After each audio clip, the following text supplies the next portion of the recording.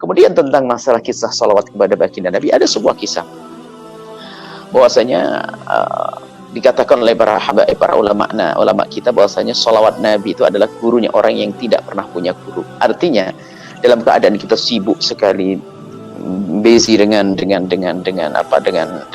office of kantor, dengan kerjaan kita setiap hari, hingga kita mungkin susah atau sulit untuk hadir di perkumpulan-perkumpulan yang bermanfaat, tapi dia selalu bersolawat. Maka solawat bagi orang tersebut akan menjadi guru bagi dia. Suatu ketika ada satu orang ini hanya tukang bersih kayak tukang jam semacam itu, saati tukang jam. Kerjanya adalah hanya kerjakan jam. Cuman dia solawat terus, solawat banyak, solawat. Suatu ketika bermimpi ketemu baginda Nabi, dan dalam mimpi itu dia berkata, wahai umatku, disebut fulan, jika engkau bisa hidup di pagi hingga sore, maksudnya jika engkau bisa menjalani hidup tanpa ada kedengkian dan kebencian di dalam hatimu kepada umatku, maka lakukanlah.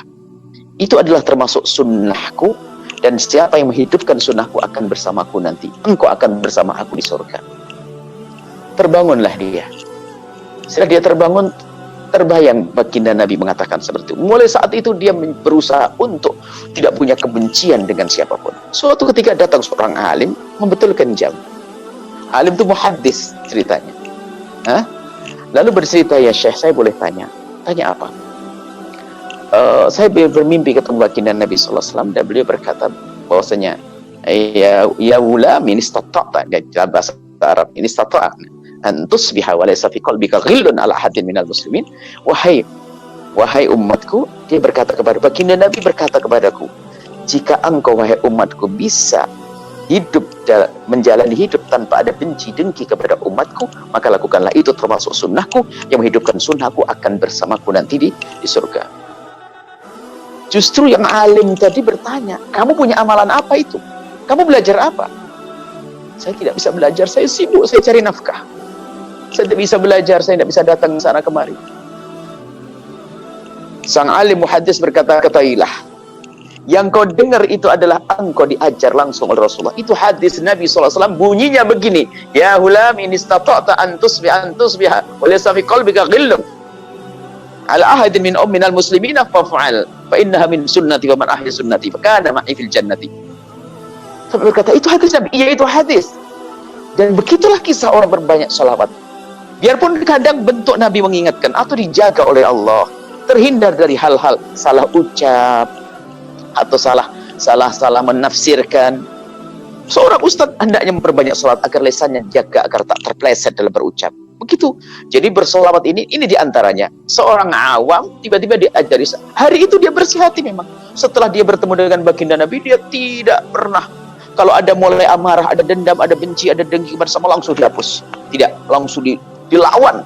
Mulai dari memberikan hadiah, bertegur sapa, mendatangi orang yang dibenci dan dengki, sehingga dia menjadi kekasih Allah. Dan dialah wali seperti itu. Salamatus sudur, hatinya salim, qalbun salim.